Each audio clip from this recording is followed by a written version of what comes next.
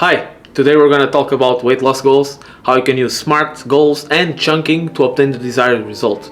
In this video, you're going to learn what SMART goals are, what chunking is, and how to combine them to set powerful weight loss goals that will make sure you reach the end of your journey.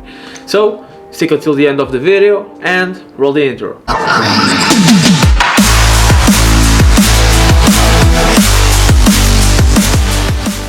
Hi, this is Roger from FATLOSS. I'm here to show you how you can turn your body from this into this, following my advice to create your very own fitness lifestyle. So, let's get right into it. So, the way I approach weight loss goals is very simple. I have one condition that I need to fulfill independently of how I feel, and that is to maintain a caloric deficit. Anything else is bonus. So if I'm not feeling good, that's the bottom line, but I can always add more goals on top of this. And usually I go for cooking healthy meals in bulk, shopping for healthy products, either walking more. Meditation also helps me to calm my mind, for example. There's a whole list of objectives that help me reach my goal. And for some of us it's to drink more water, for some of us it's just to go to the gym. It isn't a goal for me because I really enjoy it. You know, I go because I want to go, but at the beginning it was a goal. I not always wanted to go to the gym, but now it has such a beneficial effect on my life that I cannot see myself without it, or without physical exercise. And yeah, so it's not a goal, because what I need to achieve my weight loss goals is different than what you need. Always have a list for your bad days and for your good days, because on your bad days you need to at least fulfill the minimum requirement. On your good days you can put everything you want that will help you reach your goal in there, and it will be a great day. But not every day is a great day. We are not Superman or Superwoman, so you know, manage your own expectations, but have a dedicated list for both sides of you. The one who doesn't want to get out of bed, and the one who wants to attack life and, you know, rock. So I just showed you how I manage my days and what I set as goals for my days. But this is the leaves and the fruit of a very deep root, and the root is my why. And if you haven't checked out my video on why, you should. It's on my channel. It's very important because it's your reason to do stuff, and you're the backbone of all your goals. And derived from my why is what I have to do to achieve my why. And in this moment is to achieve my fat loss goal of 13 kilograms until May. If I want to reach this objective, I cannot look at the full total of weight and rush to get it. I have to chunk it down. And chunking is as simple as having a very big plate of food and biting it one fork or spoonful at a time. It's almost essential for any large goal to chunk it down. And the weight loss is just another chunk of another list of important objectives that I need to do to fulfill my why, my goal in life. And that is a type of chunking. So you chunk it down even more. Then your goals during the day are even a little bite-piece chunks of that chunked down chunk from your why. To make sure the chunking makes sense, you have to use the SMART goal methodology. The SMART goal methodology, for those who haven't heard about it, are goals that are specific, measurable, attainable, realistic, and time sensitive. And this is, for example, I want to lose 1 kilo during this week until this date. And I asked myself, is this achievable for me? Yes.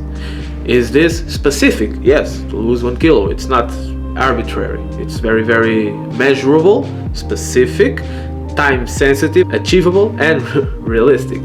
And I take into account that if the goal I'm setting up for myself is following this specific structure.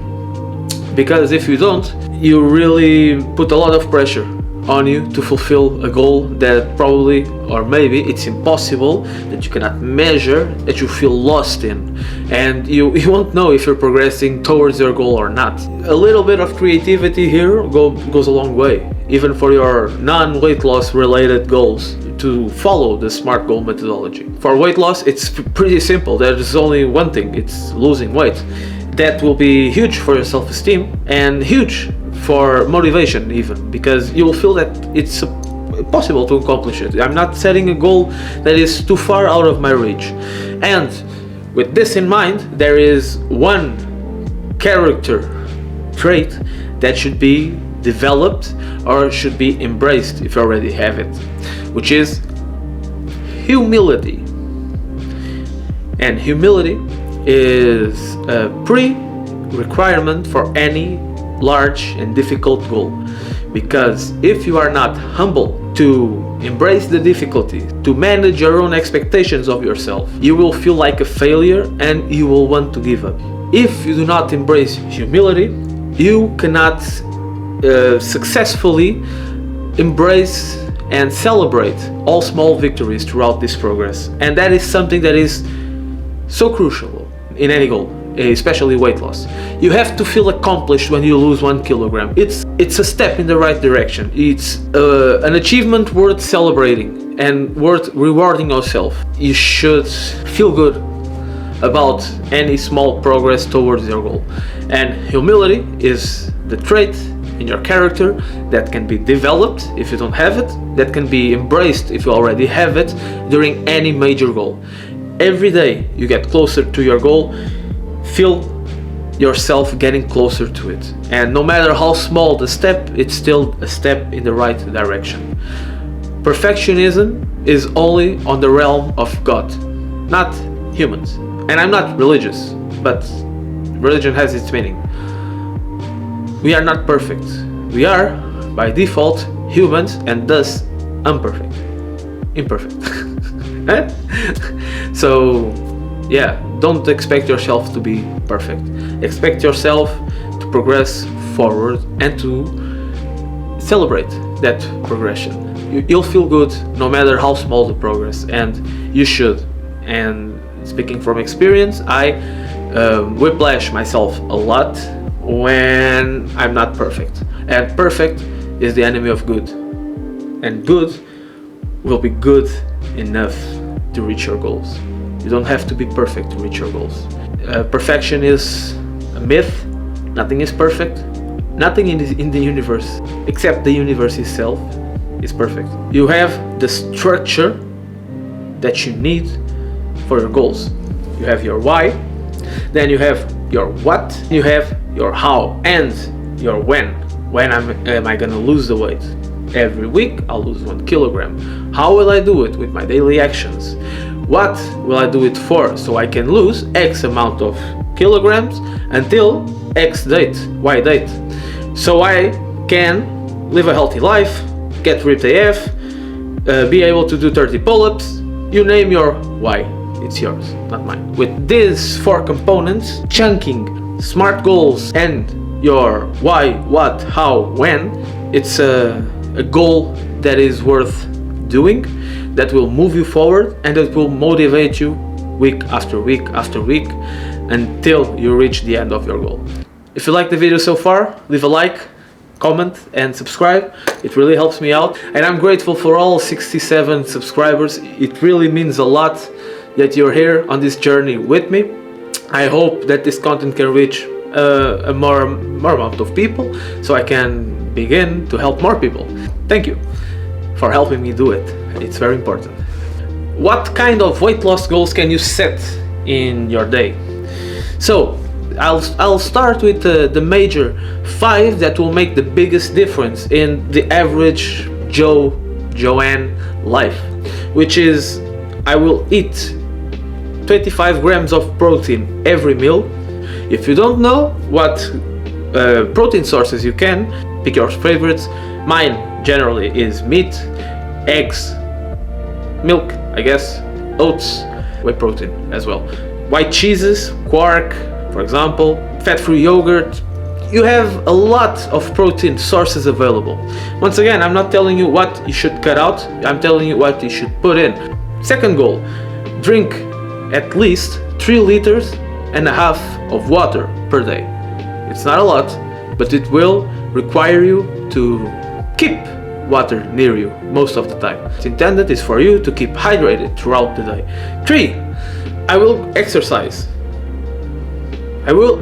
today.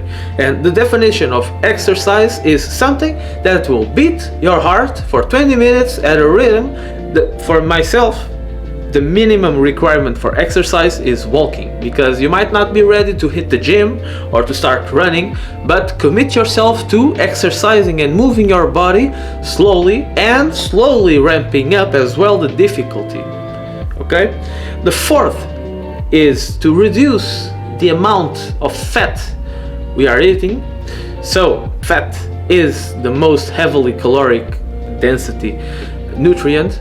It has 9 calories compared to 4 calories from protein or carbohydrates, and it's the most used macronutrient in most Western meals. You put a lot of olive oil, butter, lard, sunflower oil.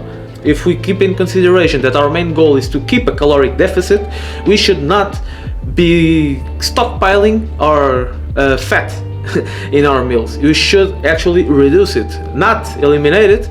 You'll get crushed by your body if you do it. I lost hair, I couldn't sleep, I had very grumpy moods, my skin was flaking. If you cut out all the fat, you'll feel really bad. Just cut it by half, or maybe leave 30%. If you used 4 tablespoons of olive oil or oil to cook a steak, use 2 or use just 1. Reduce the amount of fat. And the fifth, heavily reduce the amount of sugar, simple sugar, during your fat loss phase. And I'm not telling you to cut it out, but I'm telling you to use sugar strategically. Use sugar at the time of day that you will guarantee that during the rest of the day you can stay without it. So in my case, it's at night before I go to bed. If I eat sugar during the morning or the afternoon, it's like a barrier came off me and sugar is open for business. And pick a time of day in which it will feel good and it will boost your mood, not ruin it, because you can't feel bad for eating something like that. If you feel bad for eating something, you should reevaluate what eating that is meaning to your diet, because you can eat a Snickers bar that is 250 calories for maintaining a 2000 calorie diet. It's like 12% of your daily intake. It's a lot, but it's manageable. You can fill the other 87.5% with other good things, with protein, with vegetables, with good carbohydrate sources, and not feel guilty about indulging in something sweet. Just make sure that one something sweet doesn't turn into 2, and doesn't turn into 3, and doesn't turn into 4. But don't restrict yourself in this matter. These 5 goals are the ones that I think will help most people on their weight loss diet. And if you start doing them, you will see differences. And it doesn't take long to actually start losing weight if you implement all 5. You can lose 2 kilograms in the first week easily. It's not easily because you have to do the things to actually get there, but you will lose 1 kilo of water, you'll shed water, and you'll lose 1 kilo of fat maybe, depending on how much the caloric deficit is. Okay, I hope you've enjoyed the video up until now. This is bonus time in which I give bonus things because I'm a very giving person. Jesus, please let me go there, not down.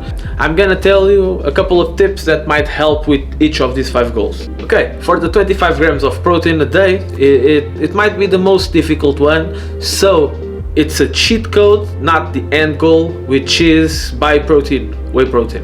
There's a lot on the market, buy whatever, which one doesn't have cow feces or something.